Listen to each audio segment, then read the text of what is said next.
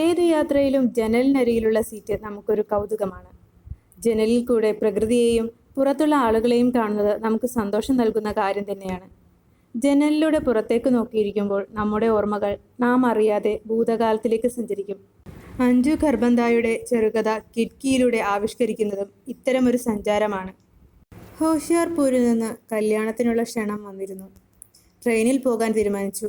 ചെറിയ തണുപ്പുള്ള സമയമായിരുന്നു. അതുകൊണ്ട് ഇപ്രാവശ്യം AC-ക്ക് പകരം ജനറൽ കോച്ചിലുള്ള യാത്രയുടെ രസം ആസ്വദിക്കാമെന്ന് വിചാരിച്ചു. ആദ്യം ഭാര്യയും കുട്ടികളും ജനറൽ കോച്ചിൽ പോകുന്നതിന് കുറച്ച് ദേഷ്യത്തിലായിരുന്നു. പക്ഷേ എതിർപ്പ് പ്രകടിപ്പിച്ചെങ്കിലും അവസാനം അവർ അത് സമ്മതിച്ചു. ഡൽഹിയിൽ നിന്നും ഏകദേശം 8 മണിക്കൂർ യാത്ര. സീറ്റ് ബുക്ക് ചെയ്തിരുന്നത് കൊണ്ട് കൂടുതൽ ബുദ്ധിമുട്ടുകൾ ഉണ്ടായില്ല. കുട്ടികൾ പെട്ടെന്ന് തന്നെ ജനലിനടുത്തുള്ള സീറ്റ് പിടിച്ചു. സാധനങ്ങളെല്ലാം ഒതുക്കി വെച്ചിട്ട് ഞാനും ഭാര്യയും സംസാരത്തിൽ മുഴുകിയിരുന്നു. ചേച്ചി, ജമ്മുവിലെ ഷോൾ എടുത്തോളൂ, വളരെ നല്ലതാണ്. പല നിറത്തിലുള്ള ഷാളുകളുടെ വലിയ കെട്ടെടുത്ത് കറുത്ത ഭംഗിയുള്ള കൺമഷി എഴുതിയ കണ്ണുകളുള്ള യുവതി ഭാര്യയെ നിർബന്ധിക്കാൻ തുടങ്ങി. എത്രയുടേതാണ്? 250. ഇത്രയും കൂടിയ വിലയോ? കൂടുതൽ പീസ് എടുത്തോളൂ, അപ്പോൾ കുറച്ചു തരാം. എനിക്കെന്താ, കട തുടങ്ങാനോ?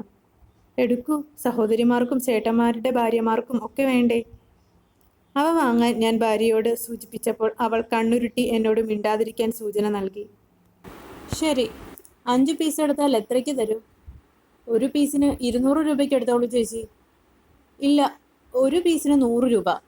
ചേച്ചി, 100 വളരെ കുറവാണ്. പറഞ്ഞപ്പോൾ അവളുടെ തൊണ്ടയിടറുകയും കൺമഷി എഴുതിയ കണ്ണുകൾ നിറയുകയും ചെയ്തു. എന്നാൽ പോട്ടെ, അങ്ങോട്ടുമില്ല ഇങ്ങോട്ടുമില്ല, ഒരു പീസിന് 150 രൂപ. കൊള്ളാം ചേച്ചി. ശരി, എടുത്തോളൂ. ഇഷ്ടമുള്ള നിറം എടുക്കൂ. എന്തോ ആലോചിച്ചു കൊണ്ടവൾ പറയുകയും ഷോളുകളുടെ കെട്ട് ഭാര്യയുടെ അടുത്തേക്ക് നീക്കി വെക്കുകയും ചെയ്തു. ഭാര്യ 5 ഷാളുകൾ തിരഞ്ഞെടുക്കുകയും എന്നെ നോക്കി രൂപ കൊടുക്കാൻ ആംഗ്യം കാണിക്കുകയും ചെയ്തു. ഞാൻ പെട്ടെന്ന് 750 രൂപ എടുത്തു കൊടുത്തു. അവൾ പോയിക്കഴിഞ്ഞ് വഴി മുഴുവൻ ഭാര്യയുടെ ശ്രദ്ധ ഈ കാര്യത്തിലായിരുന്നു. ഒരു പ്രാവശ്യം പറഞ്ഞപ്പോൾ തന്നെ അവൾ 150-ന് സമ്മതിച്ചു. തെറ്റുപറ്റി, കുറച്ചുകൂടി വിലപേശണമായിരുന്നു. എൻ്റെ ഓർമ്മകൾ കഴിഞ്ഞ കാലത്തിലേക്ക് പോയി നിശ്ചലമായി നിൽക്കുകയായിരുന്നു.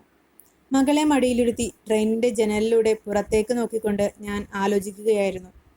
എൻ്റെ അച്ഛനും ട്രെയിനിൽ സാധനങ്ങൾ വിറ്റിട്ട് ക്ഷീണിച്ച് തളർന്ന് വീട്ടിലെത്തുമ്പോൾ അദ്ദേഹത്തിൻ്റെ കണ്ണുകളിലും ഇന്നത്തെ ആ യുവതിയുടെ കണ്ണുകളിലെ പോലെയുള്ള അതേ നനവുണ്ടായിരുന്നു.